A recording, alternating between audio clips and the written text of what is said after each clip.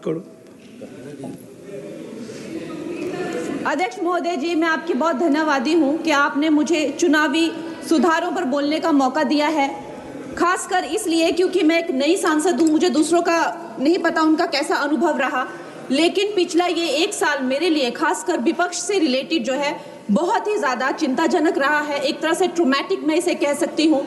हर दिन इन्होंने यहाँ पे तमाशा किया है, हमारा दिल दहल जाता था इनको देखकर। एसआईआर ये वेल में उतर जाते थे। यहाँ पर इन लोगों ने डराना, धमकाना, धक्का मुक्की, ऐसा कोई इन्होंने किसी तरह की कोई बदतमीजी नहीं है जो एक भी दिन इन्होंने संसद भवन चलने नहीं दिया। हम जनता के प्रतिनिधि हैं, हम यहाँ पर उनकी आवाज लेकर आते हैं, हम कुछ सीखने आते हैं, हम नए सांसद हैं।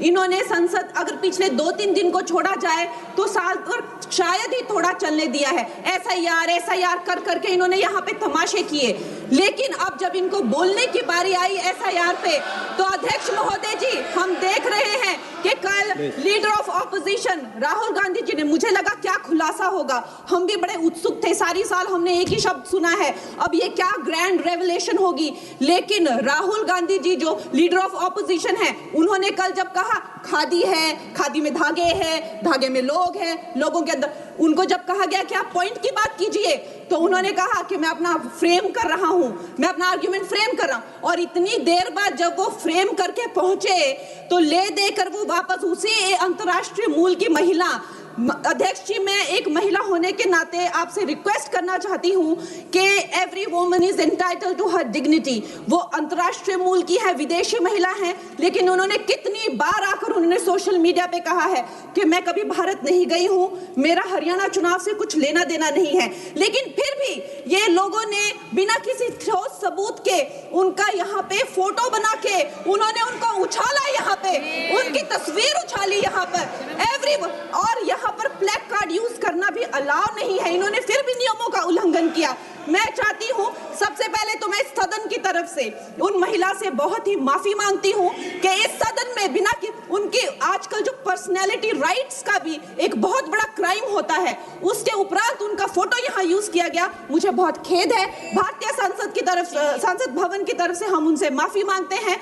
और ये देखिए महिलाओं का हमेशा ये अपमान करते हैं, लेकिन हमारे प्रधानमंत्री चाहे बेटी बचाओ बेटी पढ़ाओ हो, महिलाओं को शौचालय देने से लेकर, महिलाओं को गैस देने से लेकर, महिलाओं को जो है वो छात्रवृत्ति न जाने कितनी ऐसी योजनाएं हैं। कांग्रेस वालों शायद तुम लोग ये समझ नहीं पा रहे हो, ईवीएम्स हैक नहीं करते हैं प्रधानमंत्री लोगों के दिलों को हैक करते हैं।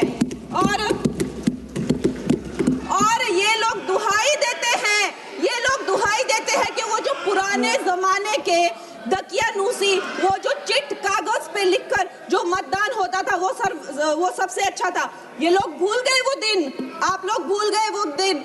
इंदिरा गांधी वर्सेस राजनारायण का केस, उसको जो है इतिहास में the case that shook the nation के नाम से जाना जाता है। उस पर मैंने एक फिल्म भी बनाई हुई है।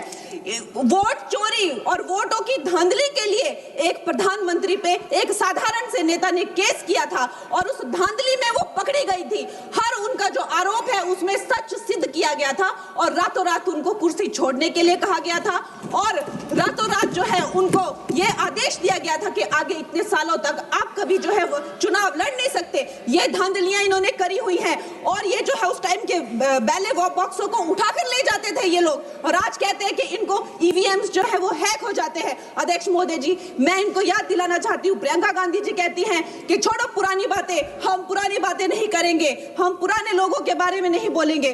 तो मैं ये जानना चाहती हूँ कि आपकी जो माता जी हैं वो तो आपकी अध्यक्ष है और इस वक्त की वो अध्यक्ष है, उनकी जो है आप देखिए जब उनकी नागरिकता नहीं थी, जब उनके पास 1983 में नागरिकता आई, उसके कितने साल पहले से वो वोट देती आ रही हैं।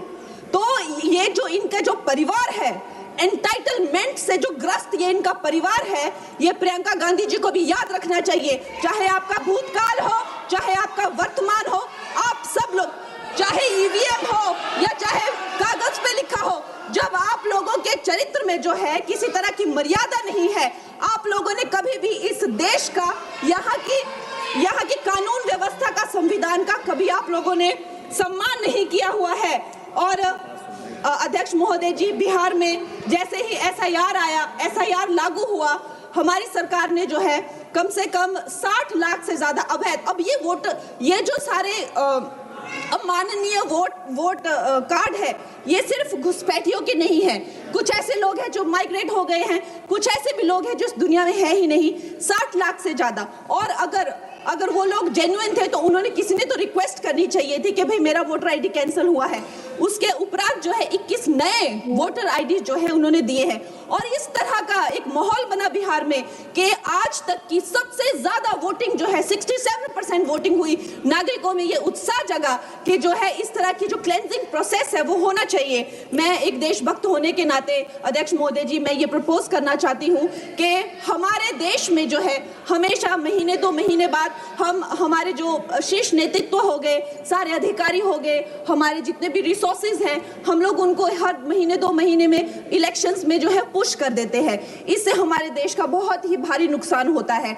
और मैं ये चाहूंगी कि 1 नेशन 1 इलेक्शन, जो नरेंद्र मोदी प्रधानमंत्री जी जो कहते हैं कि एक वोटिंग जो है डेमोक्रेसी के उत्सव के रूप में, जैसे कि दिवाली होती है, होली होती है, उस रूप में मनाया जाए। क्योंकि ये सिर्फ सरकार का ही नुकसान नहीं है, 10,000 करोड़ से ज्यादा का जो नुकसान होता है सिर्फ वही नहीं है, लेकिन मुझे लगता है कि धीरे धीरे हमारे जो नागरिक भी है उनमें जो वोटिंग फटीक है, बार बार उन्हें जागरूक करना, बार बार कई जगहों से जहां वो काम करते हैं वहां से उनको ट्रैवल करके अपने नेटिव प्लेसेस पे आना और बार बार मार्केटिंग करके, it is exhausting for the whole ecosystem.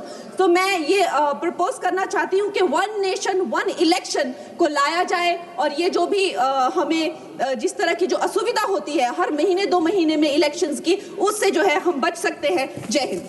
धन्यवाद।